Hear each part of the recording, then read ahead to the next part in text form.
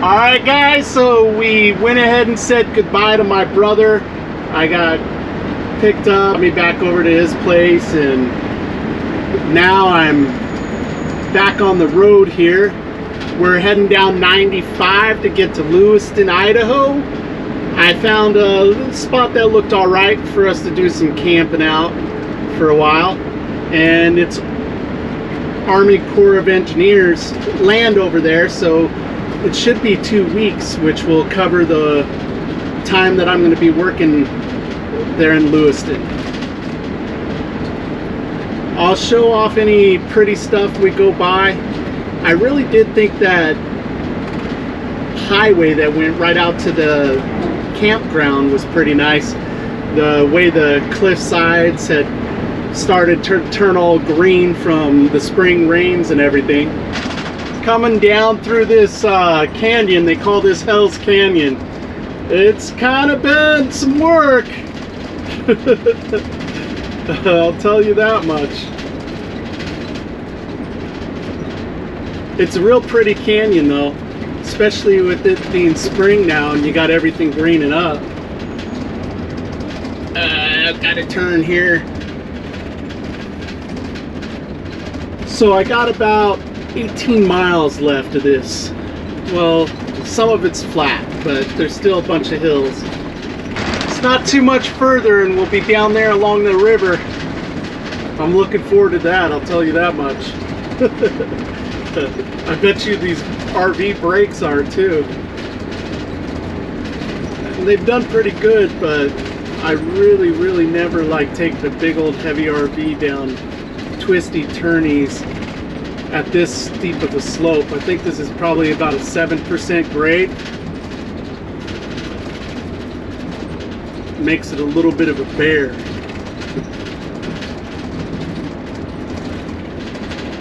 Yeah, we can see the river. That looks like a nice little county park there. Little riverside park. We got some walking trails, a bunch of picnic tables down there.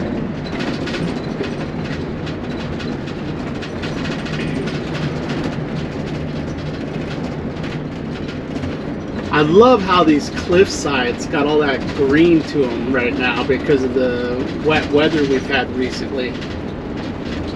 Look at those. Great time to be coming down into this canyon is springtime, I'll tell you that much. It almost looks like something out of the photos you see from Ireland, you know? When you're coming up along the sea edge there. I've seen a lot of photos that it's greener, of course, but you know, you get these real steep hills and cliff sides like this with all that green coming down off of them. Real pretty sight. So this here is the Clearwater River. So there's a lot of native history with this river. So we got about 15 miles down this road that runs right along the river, and then we'll be to camp.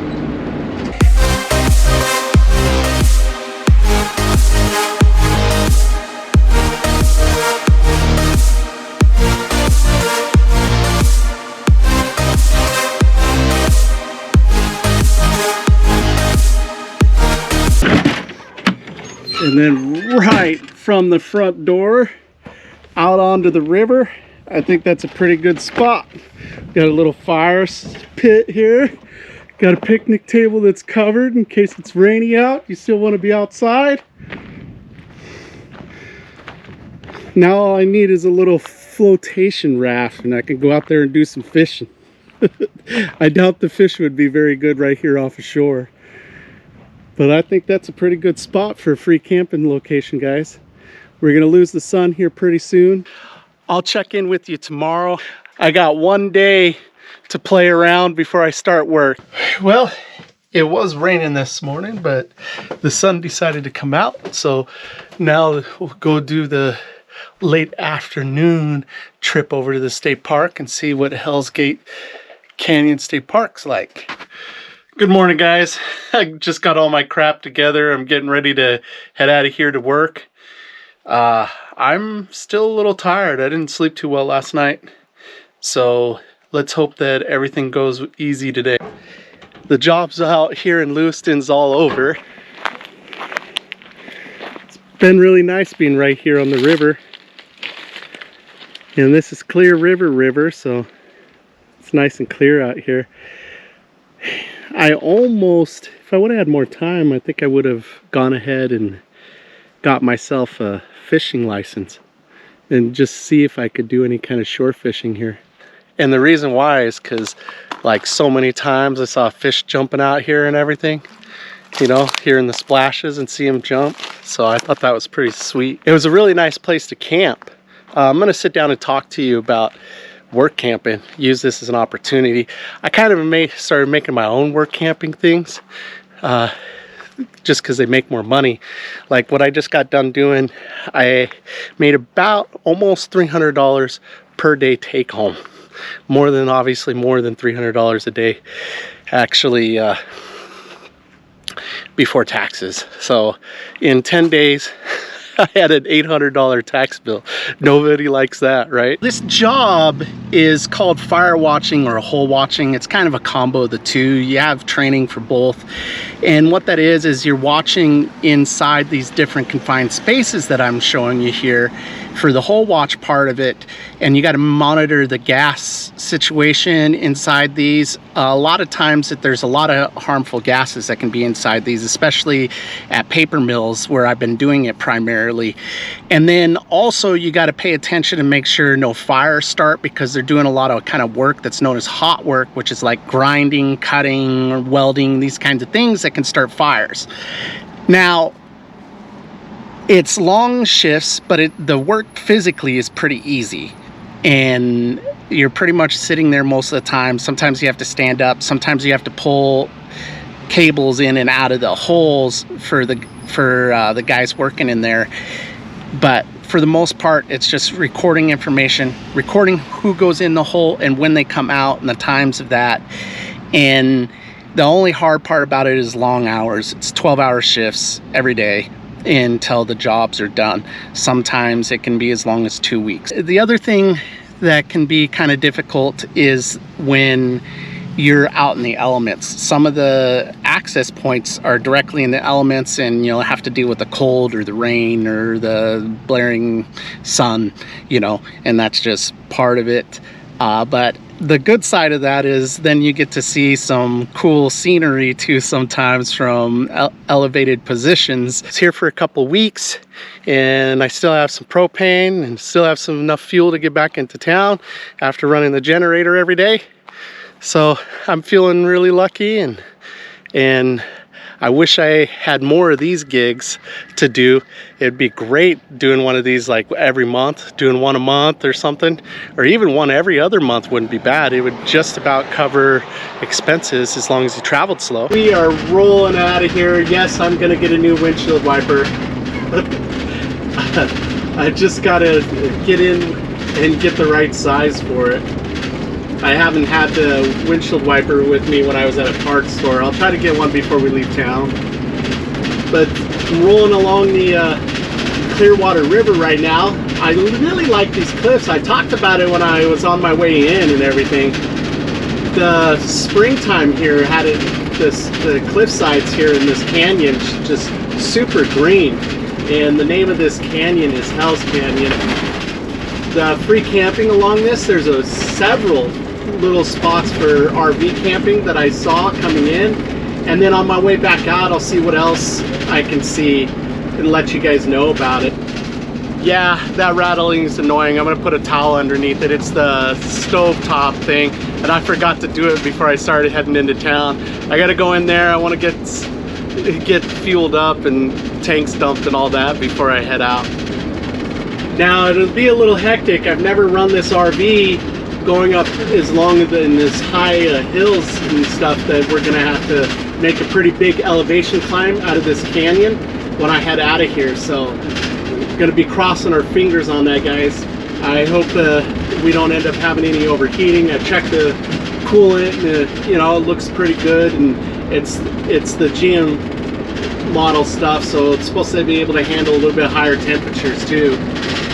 Man, look at that mirror image out there. It's just beautiful.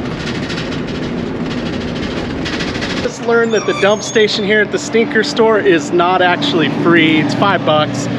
That's pretty cheap. It's right over here. I think my hose will reach where I got parked at. Well, let's get to it. All right, guys, so we are headed out of the canyon now. This is a long stretch uphill pretty much the whole way right out of that canyon, as you can see the top of it. And we are doing pretty good on temperature and everything right now. I didn't get a full tank of fuel just in case, you know, I was trying to keep the weight as low as possible just to see how she does for the first time. We have 120 miles. We're gonna be staying at a fairgrounds RV park just outside of Coeur d'Alene tonight. Looks like the windshield's a little dirty. Sorry about that, guys, but she's straight bossing up this hill. I mean, I couldn't ask for more. We got a slowpoke here. I'm holding 50 miles an hour coming up this hill the whole way. This temperature's still really good. Kinda impressed. Still got a ways out of this canyon though. Right by this semi over here. Just rolling. We were all the way down there along the river, guys. I mean, she's done great. She's just roasting like this. When I was coming down this, I was a little nervous about how she would handle going back up it, but hey, she's done beautiful. I'm not even concerned about it one lick. She's running great. Cruising through Moscow, Idaho, which is a little farm town here. Well, not just farm town, it's more than a farm town. It's a little college town in Idaho also. And it's pretty much all farmland around here, but you have the university, and it looks like a college town so far, just driving through it. A lot of apartments. I think I went by the campus. So I believe this is University of Idaho or Idaho State University. I can't remember which one now. I knew it at one point. But anyways, we're rolling through a cute little college town. And I think I got about 90 miles left to get into the RV park that we're headed to. And then I'll be finishing up sanitizing the tanks and everything, and sanitizing all the lines to make sure I don't have any problems with my contacts and eyes. Just happened to pull off on the reservation here in Idaho just before I crossed 500 miles I put on the camper. Okay, we're taking off again here, and we're gonna watch it roll over to 500 here. I know it's kind of silly and everything, but it's still a kind of fun thing to do. All ready to roll over to 500 official. Woo! Get out there, connect with people, live your big story, and make sure you do something every single day to reduce world suck. Peace, guys.